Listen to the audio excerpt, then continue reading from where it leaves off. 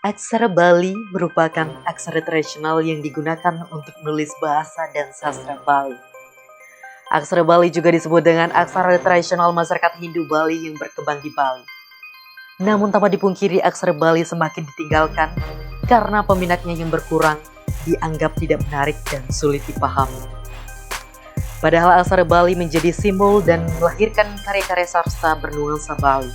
Melalui Peraturan Gubernur Bali nomor 20 tahun 2013 tentang penegasan bahasa daerah Bali sebagai muatan lokal wajib pada jenjang pendidikan dasar dan menengah. Pemerintah daerah Bali telah memberikan perhatian yang sangat serius terhadap pemertahanan bahasa Bali karena diyakini bahwa Bali merupakan wahana sekaligus akarnya budaya Bali, di mana budaya Bali merupakan tumpuan pariwisata daerah Bali. Namun pembelajaran aksara Bali secara konvensional masih kurang efektif karena peserta didik mudah merasa bosan dan tidak memiliki ketertarikan dalam mempelajari aksara Bali. Untuk menanamkan pemahaman aksara Bali kepada generasi muda harus mulai dari bangku sekolah dasar. Karena anak yang mendapatkan pembinaan yang tepat dan efektif sejak usia dini akan dapat meningkatkan kesehatan fisik dan mental. Potensi aksara Bali. Aksara Bali memiliki potensi yang dapat dimanfaatkan dengan sebaik mungkin dan melahirkan karya-karya seni yang unik. Yang pertama, kaligrafi. Kaligrafi merupakan sekumpulan aksara Bali yang dibentuk sedemikian rupa sehingga berbentuk menjadi sebuah tokoh pewayangan atau bentuk lainnya. Selanjutnya lontar. Lontar merupakan wadah atau tempat untuk menulis atau menyurat aksara Bali.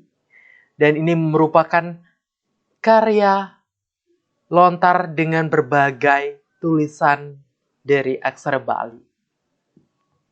Selanjutnya penyuluh.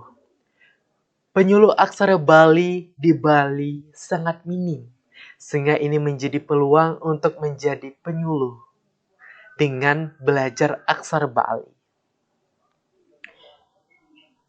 Budaya Bali.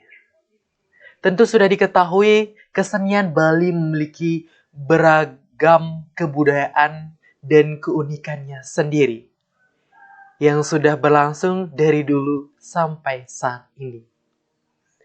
Dengan mempelajari aksara Bali sudah menjadi salah satu melestarikan budaya yang ada di Bali. Dan poin yang terakhir yaitu pariwisata.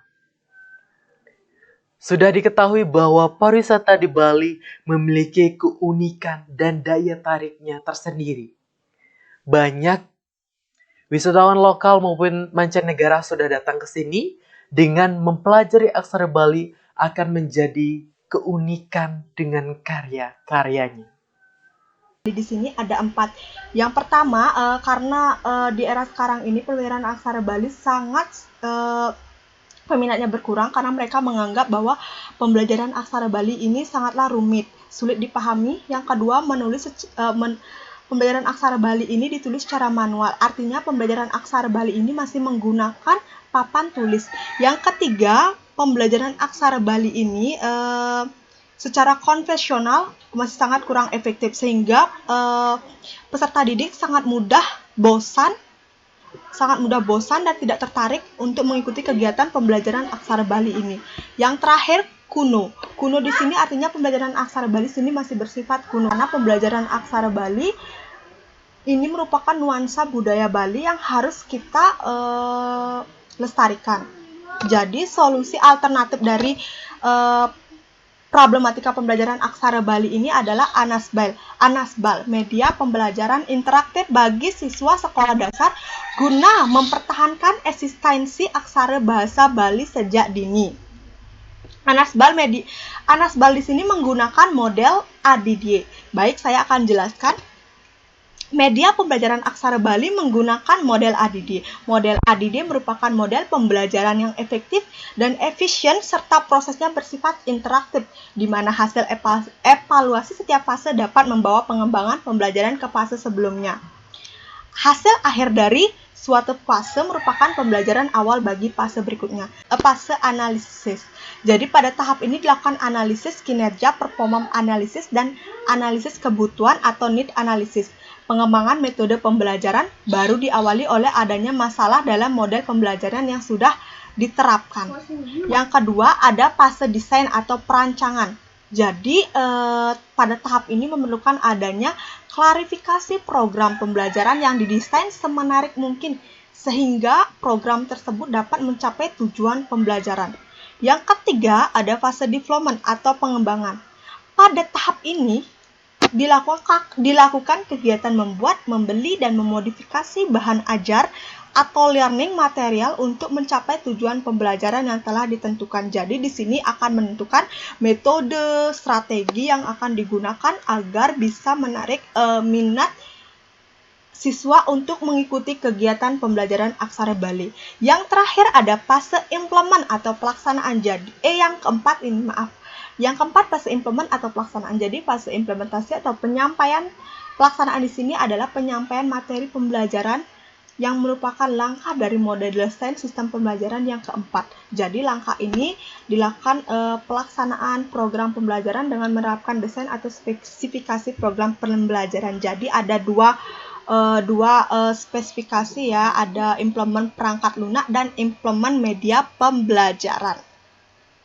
Jadi yang terakhir adalah fase evaluation atau penilaian. Fase evaluation merupakan sebuah proses yang dilakukan untuk memberikan penilaian terhadap program pembelajaran yang dibuat dengan menggunakan animasi-animasi. Baik, saya akan melanjutkan presentasi dari kelompok kami dengan membahas implementasi media pembelajaran.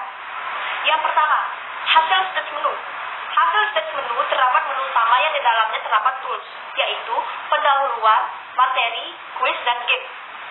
Pengguna dapat mengklik salah satu tombol untuk menjelajah dashboard yang ada. Yang kedua, hasil stage pendahuluan. Hasil stage pendahuluan adalah tampilan latar belakang mengenai pembelajaran aksara Bali. Jika sudah menyimak pemaparan materi, maka dapat melanjutkan ke stage selanjutnya dengan menekan tombol tangan. Yang ketiga, hasil stage materi. Hasil stage materi adalah tampilan aksara yang digunakan untuk belajar aksara Bali yang nantinya dalam melakukan nyerat aksara Bali jika sudah memahami tentang arti dan fungsi aksara Bali itu. Yang keempat, hasil stage nyurat aksara Bali. Hasil stage nyurat aksara Bali merupakan tampilan yang digunakan untuk lebih memahami aksara Bali dengan bantuan tutoran dari animasi yang bergerak, yaitu monyet, sehingga pengguna semakin semangat untuk menyurat aksara Bali tersebut. Yang kelima, hasil stage merangkai aksara Bali. Hasil stage merangkai aksara Bali adalah kelanjutan dari dashboard menu sehingga pengguna dapat memahami materi lebih mendalam lagi. Tentunya dengan bantuan tutor animasi yang bervariatif. Yang keenam adalah hasil stage quiz. Hasil stage quiz merupakan stage yang digunakan untuk melatih pemahaman pengguna dengan berbagai teori yang telah dipelajari. Dilengkapi juga dengan tutor dari animasi kura-kura sehingga peserta didik tidak akan merasa bahwa ini adalah sebuah ujian. Yang ketujuh adalah hasil stage game. Hasil stage game merupakan tampilan menu game yang difungsikan untuk meningkatkan kemampuan pengguna untuk menulis aksara Bali dengan media yang interaktif sehingga pengguna dapat bermain sambil belajar. Sekian pemaparan saya mengenai implementasi media pembelajaran tersebut, maka saya akan melanjutkan dengan memaparkan beberapa kesimpulan dari perancangan Anaspal ini. Di antaranya yaitu yang pertama, perancangan Anaspal ini merupakan media pembelajaran interaktif bagi siswa sekolah dasar guna mempertahankan eksistensi aksara bahasa Bali. Yang kedua, pembelajaran interaktif ini diperuntukkan bagi siswa sekolah dasar guna meningkatkan eksistensi aksara dan bahasa Bali di era globalisasi sekarang ini. Dan yang ketiga yaitu, generasi muda diharapkan dapat memahami nilai-nilai luhur yang terdapat dalam bahasa dan aksara Bali agar tidak punah di masa berkembangnya digital yang semakin pesat ini. Sekian presentasi dari kelompok kami. Sebelum kami menutup presentasi kami kali ini, saya akan membacakan salah satu kutipan dari Marcus Garvey yang berbunyi, "People without the knowledge of their past history, origin, and culture is like a tree without roots." Yang artinya, orang tanpa pengetahuan tentang sejarah masa lalu, asal-usul, dan budaya mereka, maka mereka diibaratkan seperti pohon tanpa akar. Baiklah, demikian akhir presentasi dari kelompok kami. Semoga bermanfaat untuk kita semua. Semoga apa yang disampaikan barusan adalah awal untuk kita menerjang badai kehidupan ini. Terima kasih atas perhatiannya. Kurang lebihnya mohon maaf. Terima kasih. Om Santi Santi Santi Om.